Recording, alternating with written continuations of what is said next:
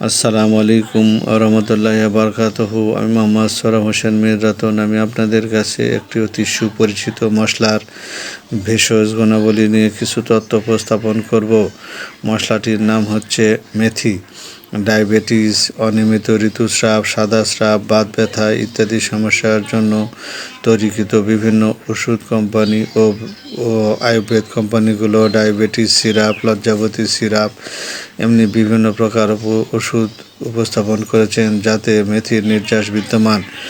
মেথির উপকারিতা ও ব্যবহার বিধি নিয়ে আপনাদের কাছে আমি কিছু নতুন নতুন তথ্য উপস্থাপন করব। যদি আপনাদের কাছে যথেষ্ট পরিমাণ ভালো লাগে তাহলে নিশ্চয় একটি লাইক, একটি শেয়ার, একটি কমেন্ট ও ফলো করে দিবেন অন্যদের দেখার সুবিধার জন্য।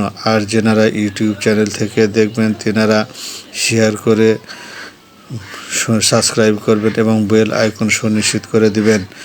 ডায়াবেটিস নিয়ন্ত্রণের জন্য মেথি বেশ গুরুত্বপূর্ণ ভূমিকা পালন করে থাকে। 5 গ্রাম মেথি গুঁড়া দৈনিক একবার খেতে হবে। উচ্চ রক্তচাপ রোগীর জন্য 5 গ্রাম অর্ধভাঙা মেথি আধা লিটার গরম পানিতে ভিজিয়ে রেখে পরের দিন অল্প অল্প করে পানি খেতে হবে। এমনিভাবে 1 মাস খেলে আস্তে আস্তে ডায়াবেটিস নিয়ন্ত্রণে আসবেই।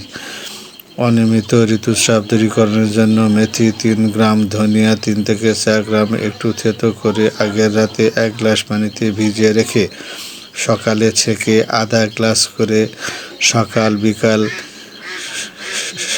7 দিন নিয়মিত খেলে অনিয়মিত ঋতুস্রাব আস্তে আস্তে 3 মাসের মধ্যেই ভালো হয়ে যাবে। সাদা স্রাব দূরীকরণের জন্য 5 গ্রাম মেথি চূর্ণ, মধু ও চিনি সহ 3 বার খেতে হবে। এমনিভাবে 1 সপ্তাহ প্রতি মাসে খেলে 3 থেকে 4 মাসের মধ্যে সাদা স্রাব নিরাময় হয়ে যাবে। বাধক ব্যথা নিয়ন্ত্রণের জন্য 5 গ্রাম মেথি গুঁড়া, চিনি বা মধু সহ 3 বেলা খেলে বাধক ব্যথা অবশ্যই দূর হয়ে যায়।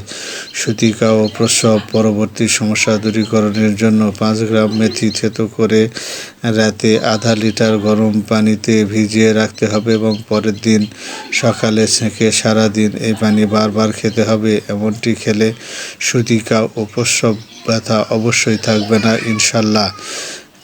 আজকের মতো এ পর্যন্ত শেষ করলাম। যদি ভালো লাগে আপনারা আমাকে স্মরণ করবেন এবং কমেন্ট করলে আমি আপনাদের কাছে নিত্য নতুন বিভিন্ন তথ্য তুলে ধরবো। আসসালামু আলাইকুম ওয়া রাহমাতুল্লাহি ওয়া বারাকাতুহু।